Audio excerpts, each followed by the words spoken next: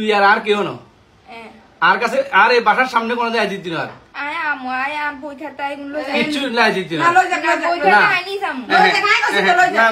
মেয়ে কাঁদতে কাঁদতে বলে, আরো 2-1 বার আসতে হবে আমার বই খাতার জন্য। পিতা শান্ত কণ্ঠে উত্তর দেন, না, বই খাতার জন্য আর আসতে পারবি না, দরকার হলে বই খাতা পাঠিয়ে দেব, যেখানে থাকবি সেখানে। চুপচাপ স্টেমে সই নিতে নিতে নিজের মেয়েকে ঘর থেকে ত্যায্য করে দিলেন এক বাবা।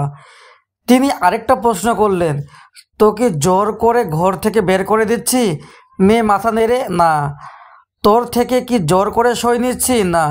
তাহলে যা, এবার তুই কোথায় যাবি, কার সঙ্গে থাকবি, সেটা আর আমাদের দেখার কিছুই নেই। ফেনীর এক নিঃশব্দ দুপুরে এমনই এক করুণ অধ্যায় লেখা হলো। মেয়ে আগেই পালিয়েছিল। খবর পেয়ে বাবা খুঁজতে বের হয়। শহরের হক টাওয়ারের সামনে মেয়েকে খুঁজে পায় এক ছেলের সঙ্গে চলে যাচ্ছিল সে। বাবা অনেক মিনতি করে, চল মা, বাসায় ফিরে যাই। মেয়ে সাফ জানিয়ে দেয়, আমি আর বাসায় যাব না। বাবা অসহায় হয়ে মেয়ের হাত ধরে টেনে নেওয়ার চেষ্টা করেন। মেয়েটি তখন উচ্চস্বরে চিৎকার করে ওঠে, এই লোকটা আমাকে জোর করে ধরে নিয়ে যাচ্ছে। পৃথিবী যেন থেমে গেল বাবার জন্য।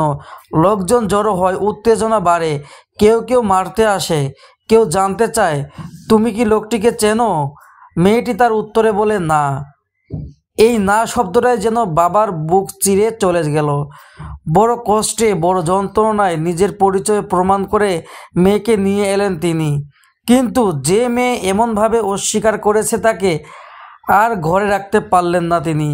ক্ষোভ, অপমান, ভালোবাসা সব মিশিয়ে তিনি সিদ্ধান্ত নিলেন, এবার বিদায়ের পালা। সই নিলেন, মেয়েকে বুঝিয়ে দিলেন এই সম্পর্ক এখানেই শেষ। মেয়েও সম্মত হলো, কোনো আপত্তি করল না। একটি বাবা মেয়ের সম্পর্ক যেন নিঃশব্দে শেষ হয়ে গেল। যে সম্পর্ক গড়ে উঠেছিল ভালোবাসা, আজ ভেঙে গেল অভিমানে।